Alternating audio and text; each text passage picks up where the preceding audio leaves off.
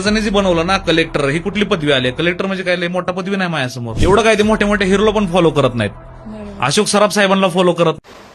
अरे हा कोण आहे? कोण समजतो का तू स्वतःला? तुला कळतं का कलेक्टर म्हणजे कोण काय? त्याची स्वतःची मर्जी, त्याच्या हातामध्ये जिल्हे असतात, जिल्हे. हा, त्याच्या हातात असतं. कोणाला त्याच्या हाताखाली पोलीस असतात, त्याच्या हाताखाली शाळा वगैरे असतात. त्याला त्याच्या हातात असतात कोणाला फॉलो करायचं, कोणाला नाही. आणि तू सांगणार का तू कोण कुठला?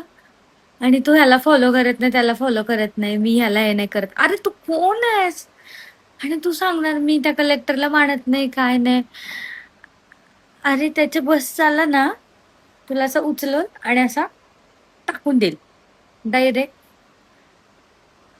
तुझ्याकडून साधा एक टोल नाक्यावरती 50 रुपयाचा टोल भरणं नाही होत. आणि तू सांगणार की मी कलेक्टरला नाही मानत. अरे कोण आहेस तू? का असं डोक्यावर पडल्यासारखं बोलतोस? मला कळतच नाही तुझं. कोण आहेस तू? अरे याला कुणी तर ना मेंटल हॉस्पिटलमध्ये भरती करा राव. खरंच. कोण आहे हा? कुठून आलाय हा?